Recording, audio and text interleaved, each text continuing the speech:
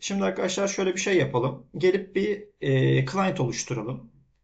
Client da bizim aslında bir e, uygulama havuzumuz gibi düşünebilirsiniz arkadaşlar. İçinde user'ları barındıran bir şey, network layer gibi düşünebilirsiniz. Gelip işte Security Admin Console, Real Management, Broker, Admin CLI gibi belli client'lar var. Ben arkadaşlar gelip bir custom client ID'li, işte adı da custom client olsun. Şu açıklamaların şeylerini biraz vurgulayalım. Şeyde düzgün gözüksün dashboard'da. Next diyorum. Client Authentication'a izin veriyorum arkadaşlar. Authorization'ı burada vermemize gerek yok. Next diyorum. Valid Redirect URL kısmına da arkadaşlar burada gelip şurada daha önce verdiğim benim de localhost 8081'de kaldırıyoruz genelde şeyleri, external servisleri. 8080'de çünkü keycloak kaldırdık. 8081 yaparız fark etmez. Burada bütün endpoint'lere redirect et diyoruz arkadaşlar. Bunu verdikten sonra bir de Web Origin'de şu cross origin problemine takılmamak için her şeye eriş diyorum. Bunu yaptıktan sonra save ediyorum arkadaşlar. Bir client oluşturdum ben. Şimdi bakın şurada custom client diye bir şey geldi arkadaşlar. Normal Realm'ın bana sağladıkları harici custom client produced by Ahmet Arabacı diye bir name, aynı şekilde description'a sahip bir client'ım var.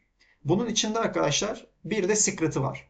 Hep genelde görüyorsunuzdur. Size verilen token alma endpoint'lerinde bir şey vardır. Bir client ID, client secret talep eder sizden. İşte aslında onun olduğu muhabbet şu OpenID Connect'teki bu ayar.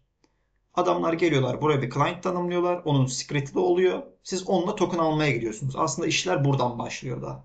Bakın burada yaptığımız ayarlar vesaire hepsi duruyor.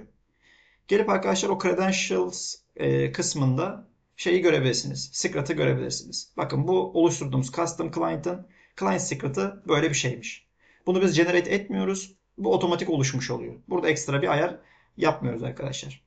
Peki bunu yaptıktan sonra ne yapalım? Gelip arkadaşlar bir realm rollerini check edelim. Bakın biz hangi realm'ı oluşturduysak, isim ne verdiysek arkadaşlar gelip default roles prefixiyle beraber sonrasında realm adı olacak şekilde bir default rol tanımlanıyor arkadaşlar. Bu aslında bizim herhangi bir authorization rol verilmemiş default her şeye eriş. Yani permission beklemeyen, daha doğrusu belli bir rol tanımı beklemeyen bütün endpointlere eriş denilen rol. Yani bütün realm'a yetkili rol default roles oluyor. Siz ekstra bir authorization bir şey tanımlamak istediğinizde bu role gelip ek bir rol veriyorsunuz ki authorization'ı vurgulamış oluyorsunuz. Eğer işte user 1, user 2, admin, owner, manager rolü varsa bunu yap diyorsunuz. O yoksa default olarak bu rolle endpointlerinize erişebiliyorsunuz arkadaşlar. Herhangi bir şekilde 401 almamış oluyorsunuz. Buna değmiş olayım. Realms kısmında.